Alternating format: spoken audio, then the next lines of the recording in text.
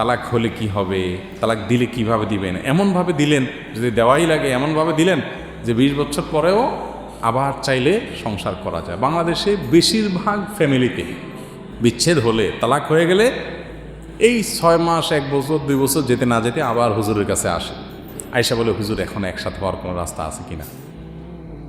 কারণ আগের ঘাটের পানি খেয়ে দেখছি পরের ঘাটের চাইতে আগের ঘাটই ভালো ছিল, এখন আবার আসতে চাই।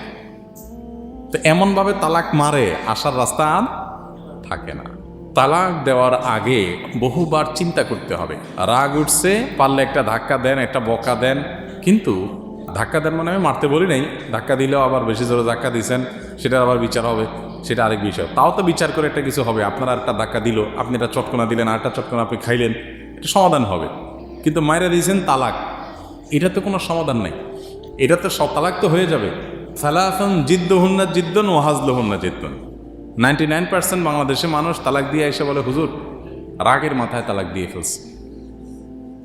এবং অনেক আপনার প্রশাসনের অনেক ভাই ব্রাদার আছেন, মিডিয়ার অনেক লোকজন আছেন, তারা প্রচার করে যে রাগের মাথায় তালাক দিলে তালাক হয় না। কোনো কোনো এলাকায় সাইনবোর্ড লাগাই দিছে সরকারি, যে রাগের মাথায় তালাক দিলে তালাক হয় না। এই ফতোয়া দেওয়ার কথা তো ওই প্রশাসনের কর্মকর্তার না, এটা তো মুফতির কাজ। তো রাগের মাথায় তালাক দিলে নাকি তালাক হয় না। তো আমার কথা হলো, রাগের মাথায় তালাক না দিয়া মানুষ কি মহব্বত করতে করতে তালাক দেয়? বলে যে ভালোবাসার একেবারে আতিশয্যে তোমার তালাক দিলাম, কেউ বলে? আরে রাগের মাথায় তো তালাক দেয়, তাহলে তো কোনো তালাকই আর হবে না। মহব্বত করে কি কেউ তালাক দেয় নাকি?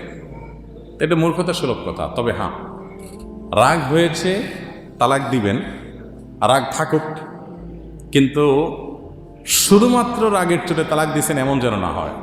সুবিবেচনা প্রসূত ভেবে চিনতে যেন তালাক হয়, সেটার জন্য আপনাকে অনেক কিছু ভাবতে হবে। যেমন চিন্তা করতে হবে, ঠিক আছে আচ্ছা এর সাথে থাকা যাবে না, ওকে, তাহলে এবার আমি পরামর্শ করব কোনো মুফতির সাথে, ভাই এই অবস্থা, থাকতে চাচ্ছি না, কি করা যায়। এবার আপনি